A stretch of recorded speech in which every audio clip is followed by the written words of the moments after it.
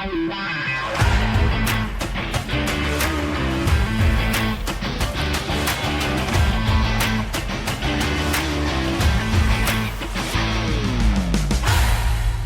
everybody, welcome to the Cop House Podcast. I'm Doug and I'm the son. And I'm Ron, I'm the dad. This is a bi-weekly podcast that covers all things policing. We're a father and son combo with over 33 combined years of police experience.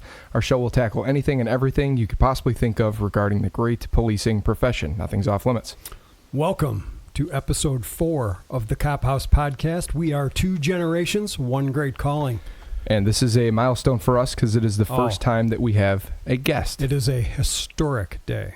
Historic. Do you want to introduce him real quick? I'd love to, yeah. Today on the show, we have Stephen Laine. Steve is currently employed as a police officer, uniformed police officer, with a large metropolitan police department here in Southeast Michigan. But before joining that agency, he was with the Detroit Police Department. I believe he worked with you, didn't he, Doug? Sure did. Yeah. He joined the Detroit Police Department after 9/11. He worked uniform patrol at the 5th Precinct, the 8th Precinct, the 9th Precinct. He was on a citywide task force named Operation Night Owl. And in 2012, he tried out and joined the underwater recovery team, which is pretty much what we're going to be talking about today. Yeah, today's topic is going to be police diving, and that's how I know Steve, because he was my dive instructor. And then after they had a tragedy on the dive team, a man named Ken Steele lost his life in the line of duty in 2016. And then after that, Steve was asked to become an instructor for the dive team. In 2013, still with Detroit, he was promoted to the rank of detective. He worked the 9th Precinct Detective Unit. He investigated non-fatal shootings and armed robberies.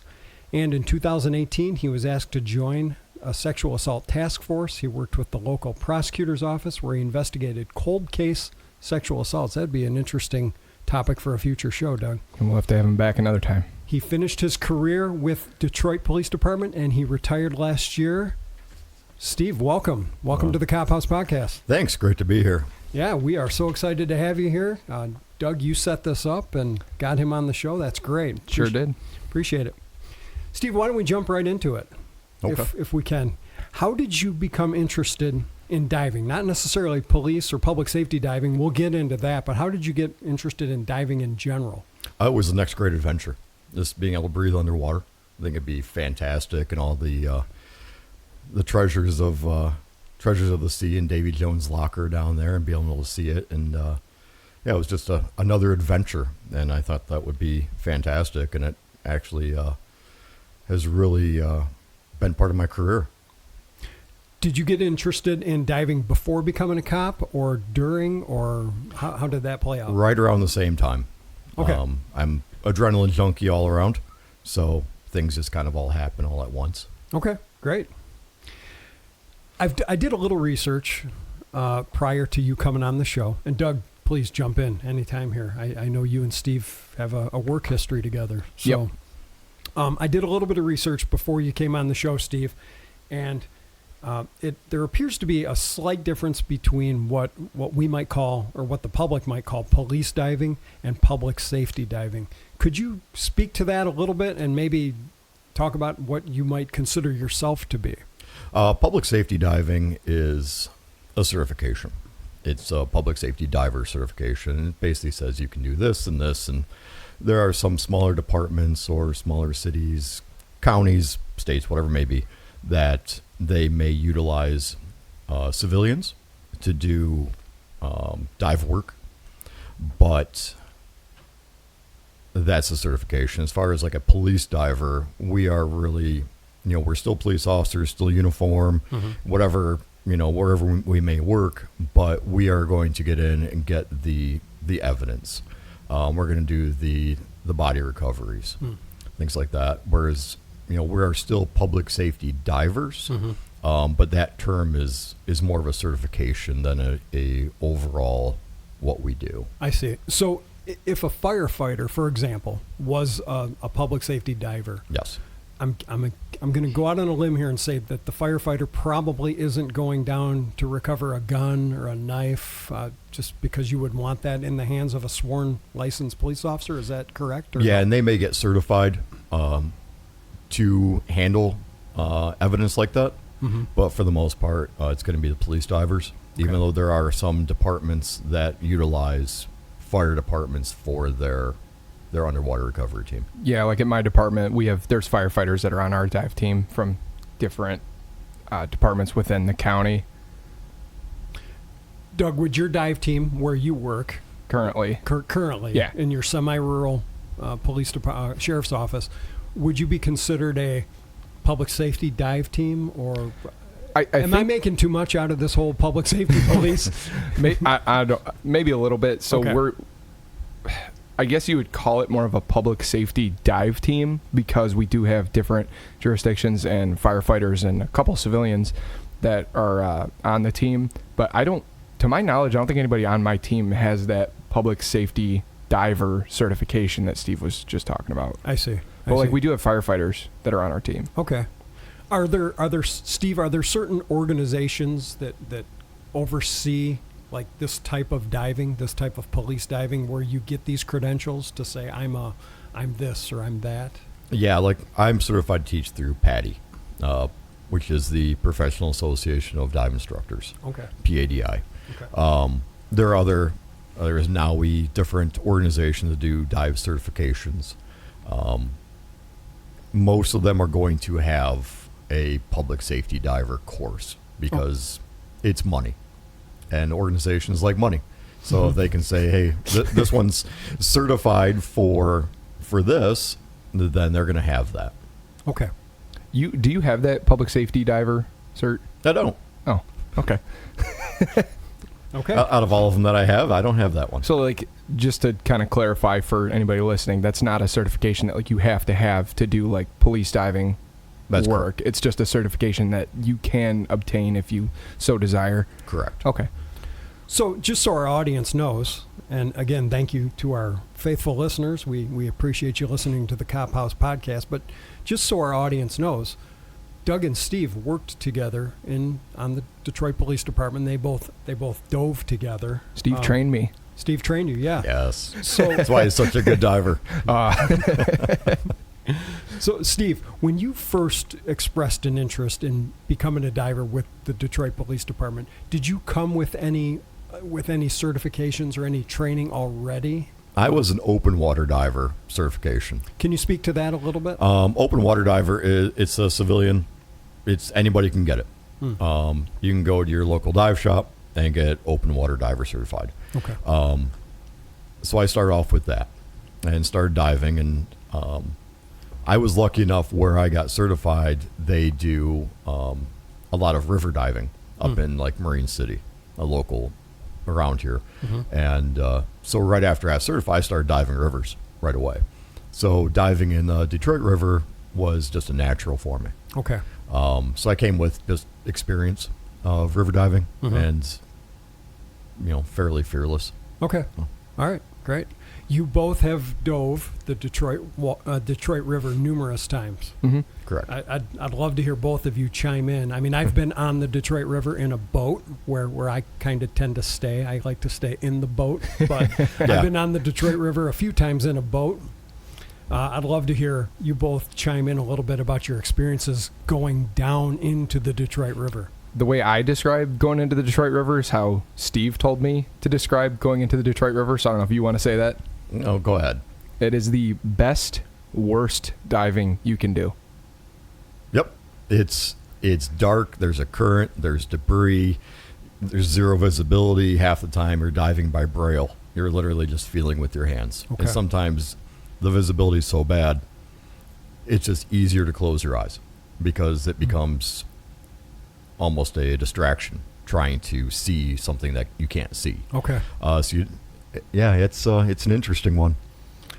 But it's so cool though. Yeah, it's the best diving in the world. All right. And you're talking a city that was founded in 1701. It's from Cadillac, and so you got hundreds of years of history that has just been thrown overboard. In that river. So it's just a depository for treasure. Well, we're going to get there. Okay. One of the questions that we have for you, Steve, is what's the most interesting or exciting find, police or non-police? We're going to get there. But if you both could maybe take the audience through, How would a request for a dive come in through the Detroit Police Department? How do you know where to go? Steve, you described it as it's just best to close your eyes and feel. So Right. let's say you're looking for a gun, a knife. I mean, how in the world do you find it? Yep. Take our audience through that. So we got to we get to our best last scene point.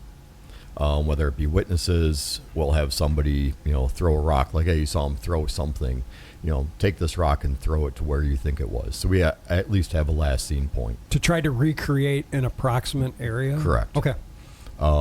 Everything kind of drops at a certain rate because of weight and because of the current and just water. Once we have that, depending on what it is, if it's a firearm, something small, we're going to get that last scene point. We're going to put splash divers in, and we're going to do a search pattern, whether it be a jack stay or a pendulum. If it's a gun, it's probably going to be a jack stay, which is 2 anchors set apart, and it's a line in between. And you move an anchor, you go out, move that anchor, all within what you can work in. If it's something bigger, we will run side scan sonar, which is this wonderful tool for law enforcement, for anything, for treasure hunting, wreck hunting, whatever. And we'll utilize that, try to figure that one out, and again, do the same thing, get a diver in, but we'll use a search pattern. We'll almost always be on a line. So we'll be tethered to the surface and really not just free diving, just winging it and hoping for the best. It sometimes goes down to that. If we've done the area the best we can and we've come up with nil, we'll just wing it and maybe just drift through it. Okay. Side scan sonar. Doug, is that something that your current agency Yeah, we have that too. utilizes that? Yeah. Can you talk a little bit about the technology of that? I don't want to spend, on the Cop House podcast, we like to talk about technology, police technology. I know this is a diving episode, but can you talk briefly about the technology behind the side scan sonar? Yes, there's going to be a sonar, not receiver. What's the word? The actual device, Steve? No, the fish? Or the one that's on the boat. The transponder, is that the word? Transponder. Yeah, there's a sonar transponder for side scan if it's attached to a boat and it's part of the boat's equipped technology. It's going to send sonar, so sound waves, down to the bottom, and then those sound waves are going to bounce back up and be interpreted by that transponder, and that gives you a scrolling image on a screen that you can then read and almost visualize the bottom, because any object that's like protruding or sitting on the bottom is going to create a shadow on that interpreted image from the sound waves coming back, and then you can kind of see the shapes of things that are then on the bottom. Some of them are equipped on boats. It's part of the boat's equipment. And some of them, like Steve was talking about the fish, it's one that's towable. So you could use that on a boat that doesn't have equipped side scan sonar. You can tow that fish. It looks like a torpedo. That's the actual sonar transponder. And then it'll go up to like a laptop, and that'll be what you're getting that scrolling image on. Steve, this is your former student. How did he do? Oh, you're wonderful. Did he nail it? Yeah, nailed it. Good job. I mean, I was taking what he said with a grain of salt because I know he's your... No, I'm kidding. Steve, how much do you dive today? You're not with you retired from the Detroit Police Department. Congratulations, by the way, from Thank one you. retired cop to another. Thank you. But you jumped right back into policing. Are you diving today? I still do civilian. I teach out of a local dive shop. Okay. I don't dive as much as I want to. Right. Only because of work, time, and the fact I'm not the only instructor at the dive shop. Okay. Some of them that's their only job. So whatever it may be. Luckily, I'm still the instructor for Detroit in a way. Okay. Because the current dive team does not have an instructor. And they all go through one dive shop that is a single source provider for the city. Okay. And that's the shop that I teach out of. Oh. So in a roundabout way, I still teach the dive team. So you get to see your old buds quite a bit? Or No, I don't. okay. I dove with them over the summer Okay. once, Got it. but I haven't seen them nearly as much as I want to. As we were chatting before we hit the record button, you had mentioned expressing an interest in maybe having a dive team at your current agency. Yes. Is that something you're actively pursuing, or to the extent that you can? As much as I can. Sure. And again, I haven't been there very long, and they like people to have a little bit more time on before they start putting big requests in. Right. So I gotta just tread carefully. Bide your time. Yeah. Tread carefully. No pun intended. Exactly. Sure. Yeah. Oh, that was hilarious. Good job. Yeah. Good work. Steve, what is the most interesting thing you've found under the water? Doesn't have to be police related, although it can be. It's like I said, the river, just like today, people are on a boat or whatever, they throw stuff overboard. They've done it for centuries, and since people have been on the river for however long, so things get found, things get thrown overboard. We find a lot of late 19th century bottles called blob tops that are always very exciting. They're worthless. So anybody listening, they're worthless. It's only debris that we pull out of the river. So we're not treasure hunting. Right. Yeah, so just you find a lot of really old things. I found a crock one time, 17th century crock. Wow. And just something simple, but Yeah. something that was handmade, and it's several hundred years old. It's just really interesting. Sure. Wow. Lots of little things. Doug, do you want to chime in on one of your interesting finds, if you're able? The one where you almost sunk the boat? Yeah, that one. So we were just doing a training dive, which is most of when we would find cool stuff, it would usually be on training dives because we're generally not looking for other things or picking things up if we're on a working dive. If we were looking for a body or a gun or something, we're not really picking up other stuff. So on our training dives would be when we'd find our cool stuff. There was one training dive I was diving with my buddy who's also on the Detroit dive team there. He's still there. And we came across a barrel, and it turned out to be a Prohibition era beer barrel, still sealed. And for our audience, the Prohibition was in the 1920s and early 1930s, where alcohol was prohibited in the United States of America. And it was a lot of times being smuggled across the Detroit River from Canada. And, kind of the general consensus is when you find stuff like that there, it was probably lost overboard coming from Canada. And I believe, Steve, I think you were the one who kind of figured out the time period it was from based on the company that was stamped on it. Yeah, it was right about 1919. Yeah, yeah.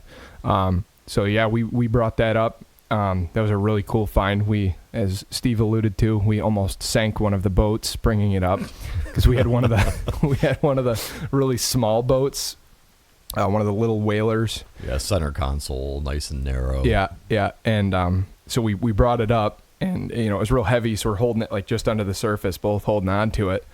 And my buddy there, he's screaming to the guy who's driving the boat, "We found a barrel! We found a barrel!" We have masks on. He has no idea what we're saying. So he brings the boat over, opens the dive door. So the dive door makes like the floor of the boat pretty much even with the water, the level of the water. Mm-hmm. In between putting this heavy barrel, I don't remember the size of the barrel. It's probably like 5 gallons, maybe more. More than that. It's more like about a 20-gallon keg. Okay, yeah, okay. So it's sizable, and I mean, it was still sealed, so it's full of liquid. That's heavy. And then there's me and him also trying to get up on this dive door, and that boat took on a lot of water, and we ended up getting on it, and we tried to keep the dive door open and then take the boat real fast so the water would rush back out the dive door because the boat's starting to sit real low in the water, and you're standing on the dock yelling at it, "Don't sink the boat!" Don't sink the boat. I'm watching these guys. I'm like, oh God, the boss is going to kill us. Was the Coast Guard involved? Did you have to call for help from anyone? No. Okay, well, that's No. good. That's a good thing. We made it. We were able to. He left the dive door open and then got the boat going real fast so the front would raise up and the water would run out towards the dive door. Right. Yeah, quite the circus. It got pretty hairy there for a minute. Yeah. So the audience is dying to know. I know the outcome of this story because you told me, Doug, but the audience is dying to know what actually was in that barrel. It was still beer from about 1919. I mean, obviously it was disgusting and spoiled from being that old, but we ended up draining it in order to preserve the barrel itself. Mm-hmm. And that was one of the worst things I've ever smelled. We drained that barrel. Okay. But Yeah, the sample of the beer actually went to one of our local breweries, and they actually found live yeast that they thought they could actually recreate a prohibition or pre-prohibition lager. Unfortunately, it had a yeast infection. Oh, So, I mean, by definition, is actually Yeah. it was a yeast that had an infection, and they couldn't cure it. Oh. So unfortunately, Bummer. they weren't able to recreate the lager. Okay. What ended up happening with the barrel? Last I heard, it went to one of the local clubs, and they were paying for preservation. Okay. I don't know what happened to it after that. Okay. Yeah, that's the coolest thing I've ever been a part of finding. Awesome.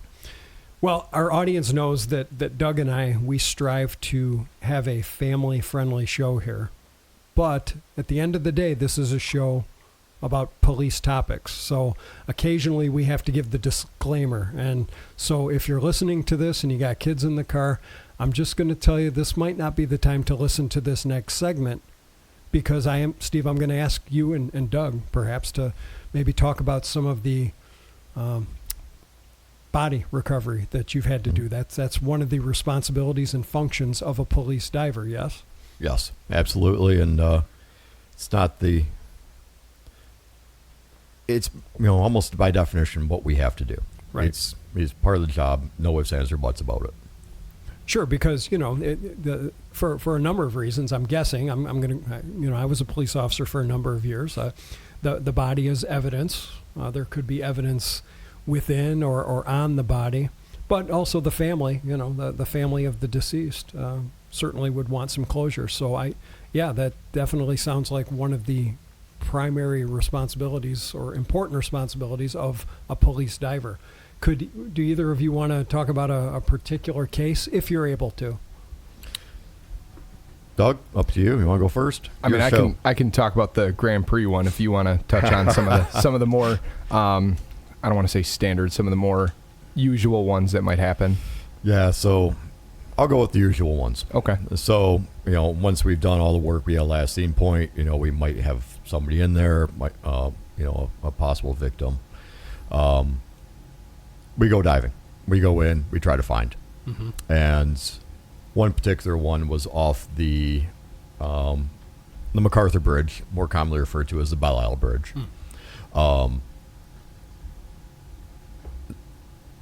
There was no last seen, no person reporting this. It was some stuff that was left, receipts, everything laid out very nicely. There was a receipt and a bag for yellow tow rope, and there was receipt for 2 35-pound weight plates, like for weightlifting plates. Mm-hmm. So with those two, we kind of figured this person tied something to themselves. Mm-hmm. Went diving, nighttime, freezing cold.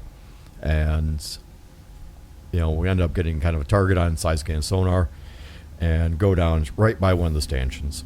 And so you have, a swift current between the stanchions of the bridge. You have eddies right near it, which is the currents going the opposite way. And then you have dead current right behind it. So you have all these different things. It's cold. My flashlight's kind of on the blitz.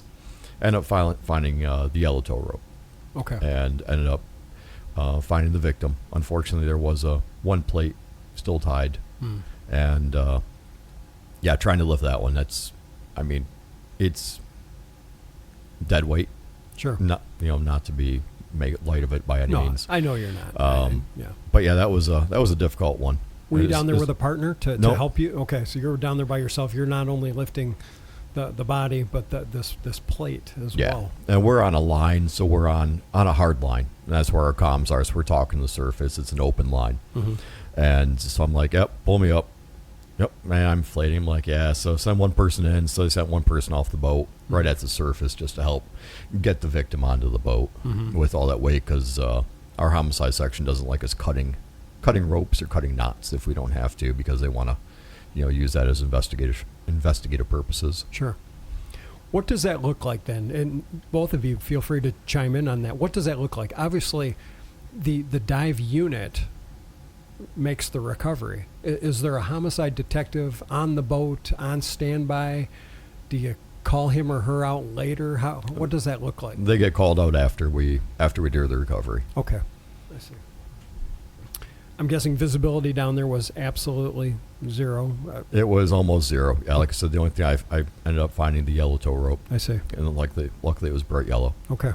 Gotcha. Doug, Steve mentioned it was freezing cold that night. Mm-hmm. How tell our audience, if you would, how does a diver dive in the Detroit River that's fast and cold, freezing cold, to use Steve's words? Mm-hmm. How does that go down? So we were fortunate enough to be issued dry suits, which is a suit that you're completely sealed inside of, and it actually keeps you, as the name implies, dry, and you can actually wear layers underneath. There are specific layers that come with it for insulation, and being that you're dry and you generally lose most of your body heat when you're in the water, that's actually you'll still get cold, but you definitely it can be uncomfortable, but you'll be warm and okay. We had some events we would work, like when we'd work the polar plunge, we'd layer up all underneath, and we would have to be in the water when they were doing the polar plunge, which is a fundraiser for the Special Olympics, I believe. Mm-hmm. And we were the safety team for that. So I mean, we were in the water in a hole in the ice for quite a bit of time, and I mean, you do get cold, like your extremities in particular, your fingers and toes, but it's tolerable. You said you were the safety team for this special event, so Mm-hmm. You were down in the water. Yes. For the whole event, or somebody was. Mm-hmm. Could either one of you speak to any rescue training? Now, we haven't really talked about that. We've talked about evidence recovery. Is there any rescue training that goes into Yes. a police dive? Can you speak to that, Steve? Yep, everybody on the team needs to be certified as a rescue diver. And that is everything from oxygen administration, CPR, in-water breaths. Can you define that, in water press? So you get an unconscious person, Mm-hmm. somebody, you get them to the surface. You can't do CPR in water. Obviously, you can't do chest compressions, Right. Which is the most important part. And you can't feel for a pulse. So what you do is you check for breathing as best you can. And as you're getting that person to shore or to a boat as quickly as possible, you're giving breaths in water. Every 5 seconds, you're giving a breath. Okay. And so it's pretty exhausting. You have gear on, they have gear on. You're trying to get their gear off. You're trying to get your gear off. Mm-hmm. You know, if that's a diver, that needs to be rescued, obviously. Right. If it's a civilian and they're in a swimsuit, obviously not worried about that. Mm-hmm. But yeah, you're doing in-water breaths and you're getting them out as safely and as quickly as possible and getting them to help, to EMS. Okay. The first thing you said was oxygen Provider. Well, Yep. What does that look like? What I don't have no idea. Is that? Go ahead. Yep, it's actually using an oxygen mask Mhm. and getting them to shore or to a boat and getting them and turning up the O2. Oh, okay. And- So not something that's done in the water. No, This it's is- outside of water.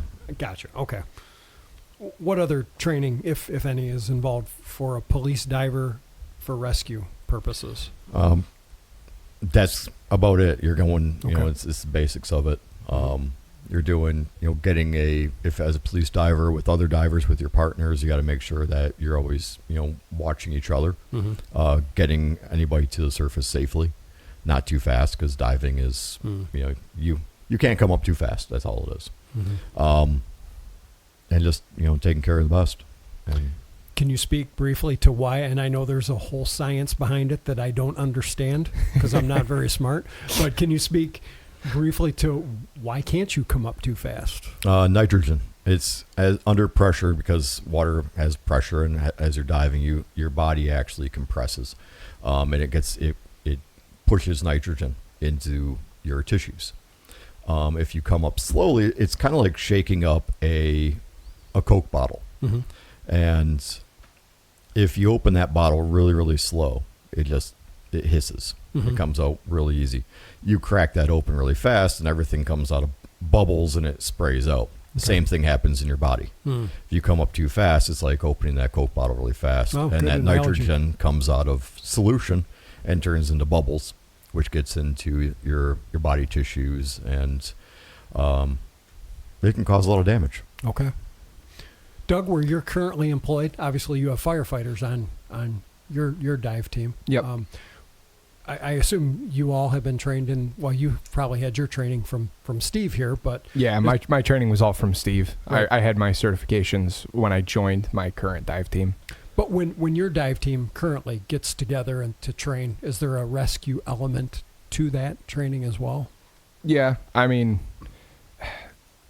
it's hard to speak kind of to a rescue element in terms of like getting called out, because generally by the time the dive team gets out there and gets ready, we're talking about recovery. Right. So a lot of like if you have a boat that turns over or a kayaker that flips or something like that and somebody makes a 911 call, it's going to be the on-duty fire department who's going to show up with their boat and try to rescue someone. Right. If they are unable to do that, that's usually when the dive team's going to get involved, and at that point we're talking about a recovery. I see.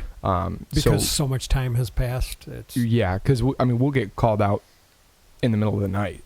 They'll call us and we'll be coming from home, and we got to go get our equipment, go drive to get our equipment, drive to go get on a boat, take the boat out to wherever the last scene point is, like Steve was talking about, and at that point, generally by the time the dive team is involved, we're talking about a recovery. A lot of the rescue efforts in terms of incidents that we're called out to are going to be, the rescue is going to be the fire department who's currently working that area. Yeah. So Okay. it's generally going to be recovery. We are going to get back, Doug, because I'd love for you to chime in on one of your body recoveries. But since you mentioned equipment, Steve, when you were with Detroit, your full-time assignment was not the dive team, correct? That's correct. So you worked a number of precincts. You worked sexual assault cases, cold cases. Worked with the prosecutor's office. You had a number of assignments. Did you always carry your dive equipment with you when you were on duty, or how did that go down? Okay. That stays at the dive base. I see. Okay.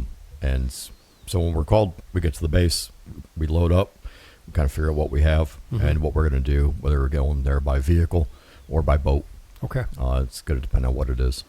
Okay. So. And that's kind of dependent on the department too. I know at least there's one sheriff's office in Southeast Michigan where their dive team, they do just keep their dive gear like in their patrol car with them. Right.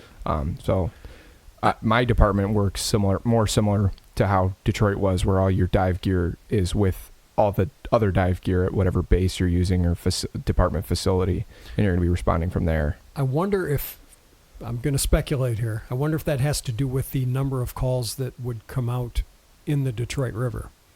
Number of calls and distance. Okay. Being that the base is on the river, because it's easier to get there and just get there and do that. Someplace where it's a little bit more rural, where people are coming from long distances. Sometimes it's easier just to have some gear, have some rescue equipment in the trunk. That could work. It depends on where. It's all about location. Would you both say that the vast majority of your dive experience with Detroit was in the river? Most of it. Okay. Mine would have been all of it. Okay. But done a couple of pools. Oh, okay. I see. Pools, ponds. Not a lot of inland lakes in the city of Detroit, I'm guessing. No, there's ponds, okay. like golf courses, things like that. You've had a couple that were in flooded basements. Yeah. Wow. Those were. Yeah. Could you talk to one of those if you're comfortable doing so? Oh yeah, one was the victim been down there for a long time. Okay. I'm not sure how much I can speak to it because of it was a homicide. Okay. All right. But yeah, that was bad. That was in the water for that long. Ends up being just a mess. Okay. But yeah, flooded basements we don't get those a lot. Flooded elevator shafts, things like that, but it does happen once in a while. What kind of hazards are we talking about? I mean, diving's, I have to imagine, a hazardous activity anyways, but now you start talking about elevator shafts, start talking about flooded basement, there could be chemicals down there. Yeah. Entanglements. You're enclosed. There could be electricity. Right. Can you speak to that a little bit? You covered most of them. Okay, I mean, okay. The entanglements. How do you keep you and your team safe when you got to deal with that kind of stuff? For basements, elevator shafts, things like that. It's stagnant water. It's sitting water. We have a suit, some of our older suits, but we have a few that are still in good shape, or hopefully they're still in good shape. Vulcanized rubber, which is basically radiation proof. Okay. It's what they used at Chernobyl. But that is really good for keeping the chemicals, keeping the decomp off you. Okay. The decomposition of the body. Yeah. Yes. Okay. So that biohazard material. Yeah. Right. Okay. That's a better word for it. Yeah. I got you, Steve. Thanks, buddy. One thing we try to do on the Cop House podcast is when one of us, Doug and I, kind of check each other, when one of us throws out an acronym or a police-ism like FTO, the other one tries to define it. Outstanding. Because our audience might not know what that is. So, yeah. Doug, do you want to speak to one of your body recovery events, if you can? Yeah, I'll talk about the Grand Prix one. Yeah, that's a good one.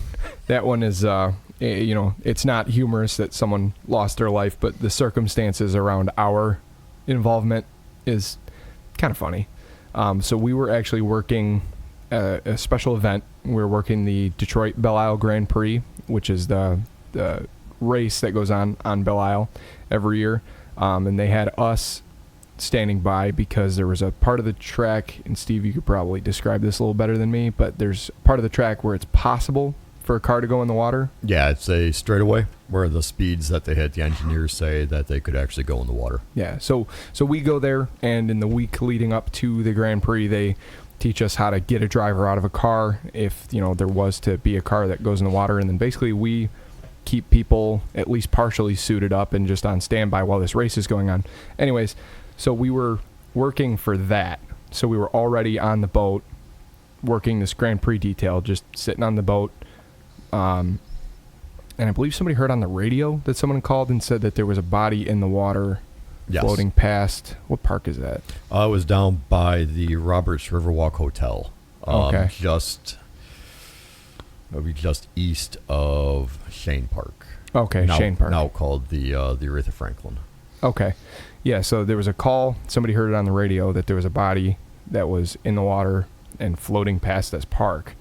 And turns out at the park, there was a graduation party with about 400 high schoolers there. Oh, no. And there is this deceased person who was floating past this party. Mm-hmm. So me, you, and our other friend were on the same boat. We're like, okay, well, let's go try to make this recovery real quick. And I think part of the reason was we were on the smaller boat. Yeah, a small, fast boat. The same one that we almost sank. Yep. It's a resilient little boat. With the keg.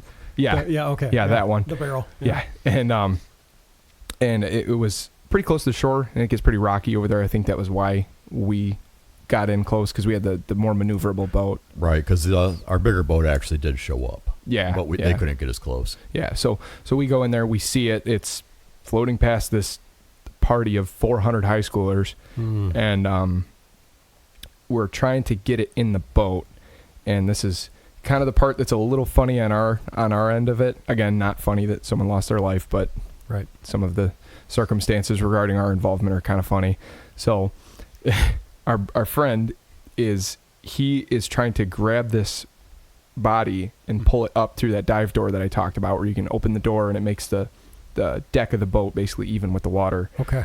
It's a very narrow dive door, and I don't have room to really get next to him and help him. Mm-hmm. The deceased gentleman was fairly large, mm-hmm. and he's trying to pull him up. He can't do it. I can't really get a hand on him, mm-hmm. and I also don't have any gloves on. Right. So the only thing I can think to do, I grab our buddy's belt.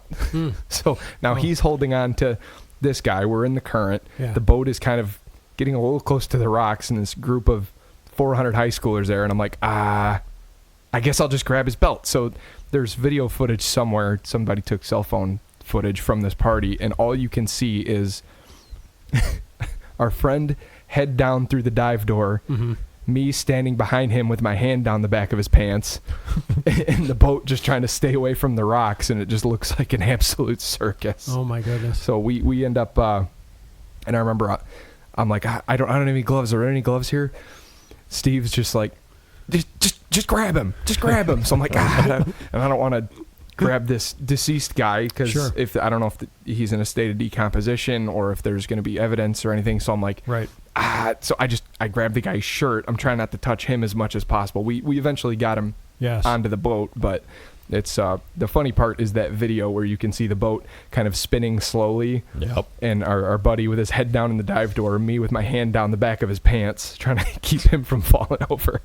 If could you tell how many of the kids took note of what was taking place Oh, there at was this a crowd. graduation? All There of was them. a crowd, all of them. Yeah. It was a graduation. Everyone everyone was standing by the riverbank with their cell phones out. Oh my. Yeah. Well, that's definitely a memorable graduation ceremony or Yeah. open house or whatever it was. Yeah. All right. Yeah. All right. Steve and Doug, if both of you, if you want to chime in on this one, it would be great. Your most harrowing experience underwater. I don't necessarily want to use the word scariest, but the time when maybe you were underwater and you thought, something's not right here, or I need to remedy this situation because it's going south very quickly. Either you want to talk to that? Doug, you want to go first? I bet you probably know what mine is. Go for it. Remember the dive we did off duty, the shipwreck dive in Lake Huron? Yep. We off duty, a bunch of us went to go dive. This wasn't even a public safety dive. This was off duty. We go to dive. We do like a shipwreck tour almost. You know, you pay and they take you to shipwrecks and you dive them. And I was buddied up with the same buddy who I had my hand down his pants trying to keep him from going over the boat. That just doesn't sound right. Yeah, No, his it belt. Trying to grab his belt. I couldn't get his belt. You know. Yeah, I gotcha.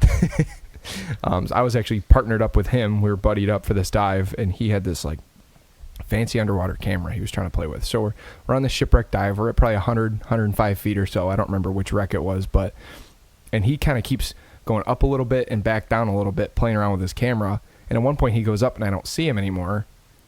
And I thought he went up a little bit, so I go up a little bit. I don't see him, so I go back down. And they had told us to make sure you go up the line that we went down. Yeah, right back to the boat. Yeah, and I'm like, well, I don't know where this line's at. I'm watching my air. I'm like, I'm getting pretty low on air. I still don't know where he's at. So I end up finding this guy who was also on the wreck tour, the wreck dive, who wasn't even with our group, and he was like a tech diver. So he had a bunch of tanks strapped to him, and he's got 2 tanks on, another tank under his arm. He's got all kinds of stuff clipped to him, and I'm like, I'm trying to hand signal to him like, hey, where's the line to go back up? Because I need to go up. I'm getting a little low on air here. Sure. And he, Not a good feeling. No, well, I had enough for a little bit. Yeah, it wasn't urgent, but I think he misunderstood me and thought that I was like dangerously out of air. Okay. So he like looks at me and I'm trying to like, hey, where's the line? And he's like, his eyes get real big. And he starts like pulling stuff off of his BCD. He's got stuff clipped to him. Mm-hmm. He starts like unclipping stuff, and he starts unrolling his like rescue flag, his inflatable. I know we call it a sausage. I don't remember what it's actually a submersible. It's a dive buoy. Okay. Yeah, like a rescue buoy. Yeah. You fill it with air, and it goes to the surface. That lets people on the surface know something's not right. Yeah, it's a surface marker buoy, SMB. Okay. Yeah. And that's not for that something's not right. It's more of just it's a marker. Okay. On a dive, you just pop it up. That's where the diver's going to be. So he starts unrolling this, and he's got lines on him. He's clipping stuff, unrolling stuff. He starts inflating the buoy, and I'm looking at him like, dude, it's not that bad. Right. What do we? And he's in full like, oh no mode. Rescue mode. He's in rescue mode. He's like he couldn't wait to rescue me. That's a techie. They are just all about these drills and safety and all that. He's got all kinds of stuff clipped to him. He's unclipping stuff, tying stuff together, hooking stuff up. He's sending the buoy up, and I'm just looking at him like, I just wanted to know where the line was to go up. But we get to the surface, and by the time we got to the surface, I was pretty much out of air, so that was close. And I get up, and my buddy, who I was supposed to be with, he's up there on the boat laughing, having a great time. I'm like, where'd you go? Like, you just left me. Go? You left me down there with the tech diver guy. What do you... The great thing about these stories is when you tell a story, it makes me think of like 20 different questions I want to ask. And I know we don't want to be here for 3 hours. So, right. But Steve, this buoy that you both were talking about, would that be used for evidentiary purposes as well? Like you find the gun, would you send a buoy up or no? No, we would collect it. Okay. All right. So we have like little bins or like their PVC tubes that we would put the evidence in, so we're not getting our fingers all over them or our paws, because they still can get prints from items that have been in the water. Okay. Mm-hmm. Cool. And that, one of our future shows, Doug, is going to be evidence collection, because that's a passion of mine. That crime scene evidence collection. Do you ever do any underwater photography? Like you see the gun, you snap a picture. Probably impossible in the Detroit River, but have you ever done that, Steve, or no? Not for firearms and things. It's more our report that puts all that. But if it's a homicide scene, and there's been ones like that, it'll be photographed before we bring anything up. Okay. All right. So you've also been trained in underwater photography, which is probably a whole new animal. It really is. I'm an instructor for that one too. Oh, fantastic. Cool. I think Steve was also supposed to have a story about a harrowing dive experience. Oh, yes. Yes. Yeah. I'm all ears. I don't know about harrowing. Just interest in my first body recovery. The whole team, we were pulling cars out of the river over by the gas docks, which was a popular place to dump cars. Okay. Whether they be stolen or whatnot. We always looked for Jimmy Hoff. I never found him. Mm-hmm. That's a recurring joke on, I think, every dive team. Yep. Oh, it's Jimmy Hoffa. It's Hoffa. Look at that. And I could hear, because I was on comms, I could hear on the radio some squawking about somebody that jumped. And so the visibility that day was horrible. Mm-hmm. But I'm in the water. And a jump that just had happened? Somebody jumped in the river? Correct. Oh, my goodness. Okay, go ahead. And so I'm like, all right, I come up, pull me up, get on the boat, get over there. They send one diver in that's already suited. I'm suited as well. This is when I'm very new on the team. Mm-hmm. And, doing the search pattern, can't find him. And so, okay, I'm already suited. So I go in and end up finding him. I'm doing that whole dive by braille that I'm talking about, using my hands, just feeling back and forth. And I'm on the part where my hands are not in front of me. All of a sudden, this person's in front of me. And it's like you're on an open line. You can't scream. You never live that one down. Yeah, right. And it's like, so apparently, if I'm startled, I get a British accent. I'm like, oh, hello. I found him. So, yeah, that was... Did you really? Yeah. You went over the radio? Hello. Oh, hello. Found him. In lieu of screaming. Yeah, I don't want to scream, but I get a British accent, apparently, when I get startled. Well, I'm startled. Just all of a sudden, there's this person. It's a coping mechanism. It's my first recovery, yeah. Okay. So that's a memorable one. All right. Because he just appeared right in front of you? Yeah, he was just right face there? to face. Gotcha. It wasn't even like a middle of him or a foot. It was his face. Oh, my goodness. Okay. All right. Jump out your skin right there. Yeah. Both of you, chime in on the difference between diving in a lake and diving in a river, specifically the Detroit River. Lakes are easy. Lakes are fun. They're calm. They're usually a little bit more clear, depending on the lake, obviously. But you can go back and forth. You can't, in the river, you're not swimming against that current for very long. Mm-hmm. It's water. It weighs, it's 800 times denser than air. Okay. You're not fighting it. So you end up, when you dive in the lake, you can swim this way and you can swim that way. You can kind of go wherever you want. Mm-hmm. In the river, especially on like a drift dive or even a recovery dive, when you're always facing upriver. You're facing into the water. Okay. Is into the current. Mm-hmm. So on a drift, like on a training dive, we dive backwards. It seems counterintuitive, but it slows you down. So every so often you kind of run into things and you look back and it's a barbecue grill or it's a garbage can or one of those stupid electric scooters.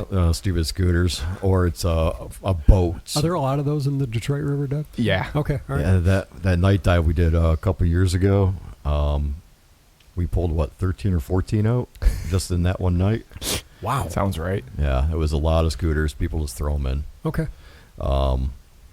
Yeah, diving in the river, though, totally different. Just because you're diving backwards, like you see, you run into things. Mm-hmm.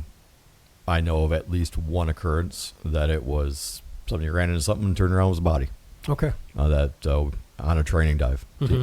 just somebody jumped in and Did that person say, "Oh, hello"? I don't know. Yeah, right. Considering it was John, probably not. No. John.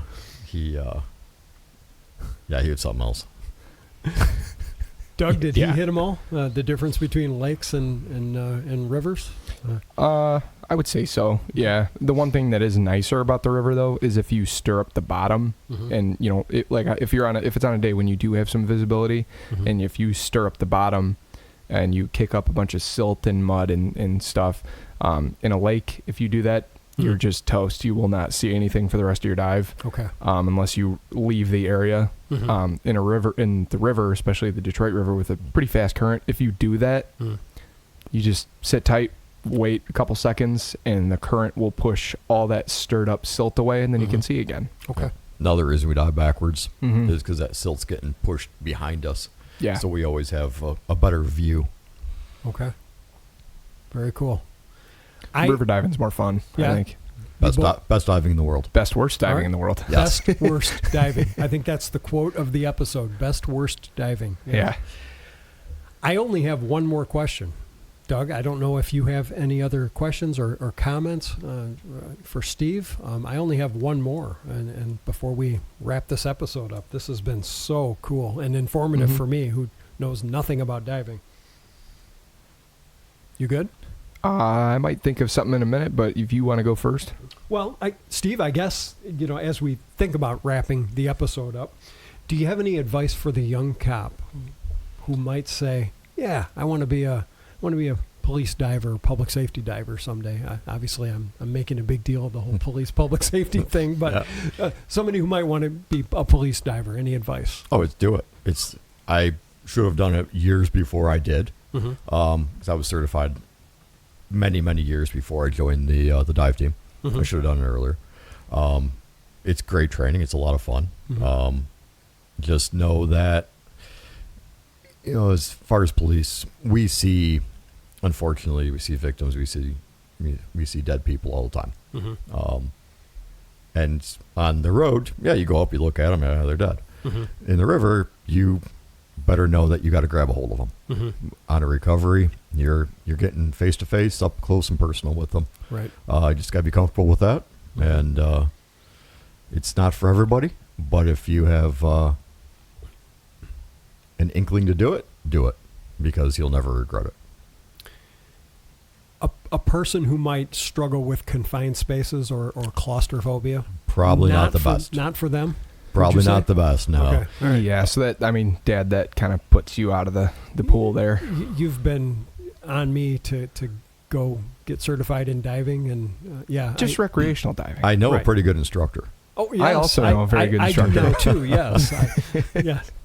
I went through the fire academy several years ago. That's a confession of mine.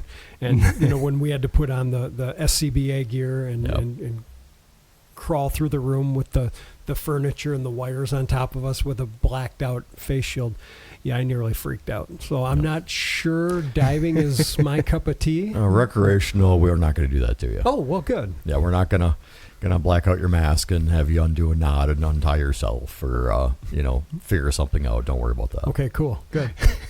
I'll be nice. Thank you. Just take them to one of the quarries. Yeah, exactly. Yeah. Doug, I don't have any more questions. I don't know if... I don't think I have anything else either. Steve, is there anything that you feel like you wanted to talk about or thought might be interesting to bring up that wasn't maybe touched on or asked about? No, not at this point. All Okay. right. I think that about does it. Doug, you want to plug our social media and our platforms? Absolutely. Find us on Facebook, the Cop House Podcast. On Twitter and Instagram, we are at Cop House Podcast, and you can find us wherever you get your podcasts, Apple Podcasts, Spotify, Amazon, name it, and we're on there. Steve, This has been awesome. Having you on the show for our first guest episode has been incredible. I've learned so much. I hope I'm sure our audience has too. Thank you for coming on. Well, thank you for having me. This has been great. I also appreciate all the stuff that you have taught me over the last few years. You're welcome. Appreciate it. As Doug's dad, I appreciate you taking care of him and teaching him to be a good diver. Thank you. Absolutely. And to our brothers and sisters out there who are working uniform, or maybe you're working in an investigative unit, please be careful out there. Be safe, everybody.